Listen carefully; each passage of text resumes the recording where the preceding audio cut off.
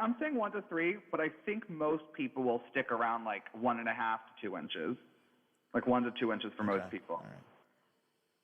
Higher elevations, obviously more. You're telling us a little bit down south, we might be a bit more, and actually up north they might get more, right? Yeah, down to our south is the big thing in our area right now. It's just always, I mean, it's just how it's coming through. Most of West Virginia, not where we are, but most of West Virginia is getting a lot heavier. Like I know over like where the like Morgantown's looking at like 3 to 5. I know they're looking at over 5 inches, where like the eastern Panhandle meets the rest of the state. So not as much here, but a lot of snow for a lot of people. So people that, like I said yesterday, people that unfortunately don't want any more snow are getting it. But I mean, it's the way the cookie crumbled today.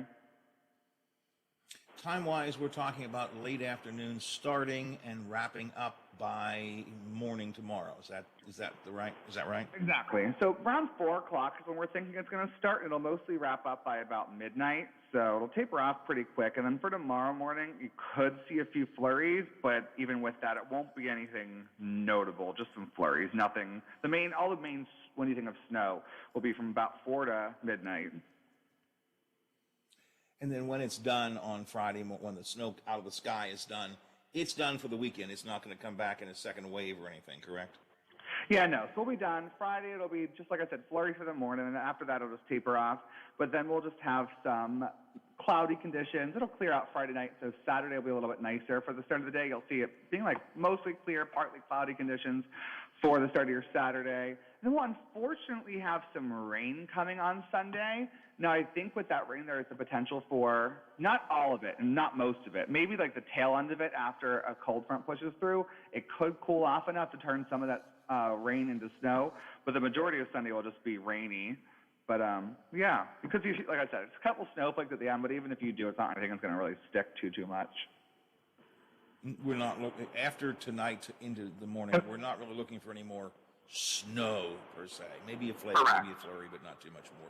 Correct. Looks like it's going to be a cold beginning of the week next week, though, right? Yeah. I mean, it's cold today. It's cold tomorrow. The beginning of the week is going to be cold. We're thinking the temperature is down in the mid to upper 20s for your high temperature. So it means most of the day will be below that. So, and especially if there's any wind, like Monday is probably going to be breezy. So breezy with 25 is where it gets real cold outside. So just expect there's going to be a couple warm days sprinkled in, like Saturday and Sunday, quote unquote warm days, let me say. But overall going to be cold for the week ahead. And again, it's starting off as a cold morning. We're looking at, I think, about 19 degrees at the airport. Feels like, according to Storm Tracker 7, feels like about 8 degrees right now outside the airport, at least. So it's cold. Baby, it's cold outside, as the song goes. Yeah, it was one of those, I woke up, I kept my gloves in my car, and I was like, okay, I'll just keep them in here. I put them on. It didn't even warm up quick because it's just so cold. My gloves were freezing, and then it didn't even help. But yeah, it's one of those cold days where you probably, if you have to go outside, grab the gloves and stuff. But otherwise, it's just freezing. It's just plain freezing. So let's go. I haven't looked outside. What's the sky condition? Let's see. Your Storm Tracker says cloudy, so I guess it must still be cloudy outside. We're going to see some sun, though, right? Yeah, I don't think it's all that cloudy. I think the problem with those sensors that you're looking at is it depends on what's over this airport right at that moment. A lot of us might see a little bit of sun today, like in the morning, not anything like crazy. We'll probably start off with like partly cloudy conditions, and we'll have clouds quickly moving in thereafter. So I'm still calling it mostly cloudy for the day because most of the day will be cloudy. That's why we would call it mostly cloudy. Yeah. Yeah, so those clouds will move in here over the next several hours and make it cloudier, but you might see some sun for the first part of the day at least to make it a little bit nicer. All right. So a little bit of sun, cold temperatures, and snow coming in late this afternoon into the evening, and we'll wait and see what it does for us tomorrow. Can we go sled riding? That's the big question. Can we go sled riding tomorrow? I think that depends on how you care about snow. I was the kid that we could have an inch of snow and I'd find a way to go sled riding. I didn't care. I was like, I'm going. So I think it's going to depend on how you feel about that. I think especially like the people up to our north more, like I said, are getting the lesser of the snow totals. I think it's really not going to be possible for a lot of people. But when you're like people down in Tyler and Wetzel, you guys will have enough snow to be good. So not good, but like better than nothing. Better than nothing. Yeah, I think it's. Appreciate it. We'll talk to you tomorrow to wrap up the week and see if anything changed in the overnight hours. We will find out tomorrow how good your snow prediction is today. Well, if it's wrong, I might just be sick tomorrow for all we know. I can feel it. All right, Aaron. Good talking to you. Yeah, Have a good one. you get up and if there's not a drop of snow on the ground, that's when you go, I feel the cold coming on. All right. Have yourself a good day. We'll talk to you tomorrow. Thanks a lot. Appreciate it. Talk to you then, Howard. See ya. Aaron Myler from the Big 7, WTRF TV. We're at 9 before the hour here on the Watchdog Morning Show. So some snow. Earlier in the week, the talk was 2 to 4 inches. Now it seems more like 1 to 3, depending on where you are, low elevation, high elevation, to the north, to the south. Don't you wish they could just tell us how much, it's like, tomorrow morning when you look out your window in your neighborhood, it's going to be X. Don't you wish they could just give us that guarantee, Biff? I mean, it'd be nice, but again, it all comes down to movement and everything and elevation and, I mean, there's too many variables that it's hard to get a guarantee. Yep, I got you. It is 8 before the hour. Text line, Howard, nobody cares about the January 16th outside of Washington, D.C., and the studios of the liberal TV news operations. Nobody. I don't know that I'll agree or disagree that, I will disagree that nobody cares. I think a lot of people care, and I think they certainly should care. The incident that occurred a year ago today, regardless of how you feel about Donald Trump's involvement in it or anything else, the incident was an attack on our Capitol. It was an attack on our democracy. It was an attempt to overthrow the constitutional order of elections. There are no disagreements about that. You can live the big lie if you want to, but there are no disagreements. It was a violent attack on the Capitol. It was an attempt to overthrow the electoral process. That's what it was. And if you don't care about that, you don't understand what happened. So nobody cares. Nobody, Howard, nobody. Well, hopefully some people do, because it's a mighty big deal. And we'll talk more about the anniversary of the event 1 year later. Looking at some other texts here. Give me a chance. I can't pull this up, so. Treason is treason. That's true. I don't know what the point of the text is. I'm trying to get the context of it, and I can't. Treason is treason, so, okay. Anyways, it is the anniversary of January the 6th. It is January the 6th, the anniversary of the big event a year ago. And I care. And since it's my show, which is what we talk about. Part of what we talk about. It's 7 before the hour here on the Watchdog Morning Show.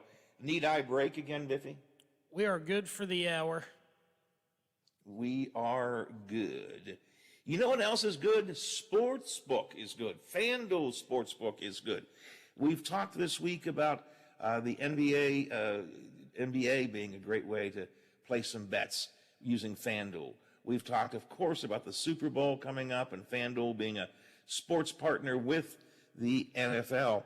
And the college football championships are here to celebrate. FanDuel Sportsbook hooking new customers up with 30-1 enhanced odds on either team to win. That means you can bet $5 to win $150 on either team to win in the college football championships. Pick which team you want to win and just place your bet. Just place your bet. No better place to place your bet than on America's #1 sportsbook. Simple, easy to use app FanDuel is. I've talked about it for over a year now. A great new offers for you every day. All the sports, I think it's 17 different sports. I think that's the number we use, Biff. 17 different sports. You can bet on golf and hockey and football and basketball and college ball. 17 different arenas in which you can bet. It's just there's a lot of reasons it's number one, and most importantly, maybe it's important that it's easy to use. That's very important because if you're a newbie, you want something that's easy to use. But it's also important that when you win, FanDuel will get you your winnings in as little as no, not 2 days, 2 hours. You win, the cash comes your way in 2 hours. So don't miss your chance to win $150 off a $5 bet on the college football championships. Start by downloading the FanDuel Sportsbook app if you have not done so. Use my name, Monroe, in their promo code box, and you get 30-1 odds on either team to win. As always, I must tell you, you have to be 21 or older. You have to be physically present in West Virginia. The part of this deal is for new users only. A $10 first deposit is required. You must wager in designated offer markets, and the maximum bonus is $150. Some restrictions apply. Get all the fine print, if you will, at sportsbook.fanduel.com. As always, a reminder, if gaming, betting, gambling is part of your fun, part of your entertainment dollar, life is good. If you're the kind of person who can't stop, if you have a trouble with gambling, perhaps you ought to call the Gambler hotline at 1-800-GAMBLER or online at 1-800-GAMBLER.net. Our friends at FanDuel Sportsbook give you more ways to win. 6 before the hour here on the Watchdog Morning Show. About 19 degrees around the upper Ohio Valley with a feels like temperature of 8. So you're going to make sure you're bundled up and ready to roll this morning. A couple of notes involving businesses in the Highlands here today, Biffy. Let's start with the good news. Good news is Jersey Mike's is open. Jersey Mike's makes a great sandwich. And if you like Jersey Mike's, I do. I've tried them elsewhere. Now that they're open here, I have to get up to the Highlands and try it. I saw a lot on my Facebook page from people happy about the opening of Jersey Mike's. So that's the positive thing. Negative thing, one business is closing for good at the Highlands. The Bed Bath & Beyond store is closing. They're doing some big sales as a result of that. I think 20% off throughout the store. This is going to sound a little weird. Back before the pandemic, when I would get out and wander around more often, I always liked Bed Bath & Beyond. Yeah, you wander in, there'd just be kind of all sorts of neat things for the house in there. Things I would never think about. Maybe my wife would think about them and know about them, but I wouldn't walk around, whoa, that's nifty, that's neat. I always enjoyed it. But Bed Bath & Beyond closing for good at the Highlands, and the folks at the Highlands now have to figure out what's going to go into there. Look for another store to go in. It is the ebb and flow of retail these days. Stores come, stores go. Highlands sees new things and then sees old things fade away. So I thought I would share that with you.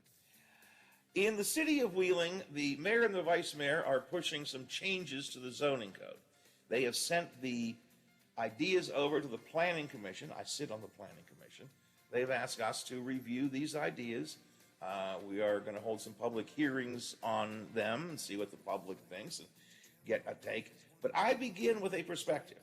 And I know the mayor said earlier this week, I hope the Planning Commission does this with an open eye. And I will. I want to hear all ideas and see if there are options that make sense. But I come at this to begin with a firm perspective because I've been involved in this for a very long time. And I'll continue to tell you why I think it's a bad idea right now, coming up after the news break here on the Watchdog Morning Show. It is 8 o'clock, and we head to ABC as they cover the world. The Watchdog is FM 98.1, AM 1600 WKKX Wheeling, FM 97.7, AM 1370 WVLY Moundsville. The ABC News is brought to you by Thomas Auto Centers, Mall Road, St. Clairsville. Get the best deal at Thomas Auto Centers. From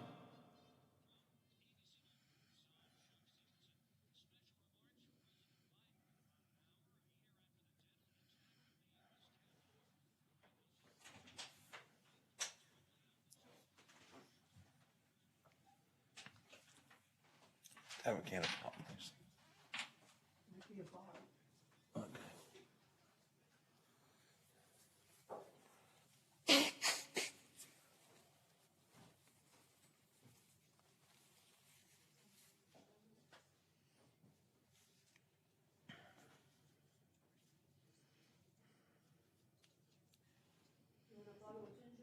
No. Coke. Coke.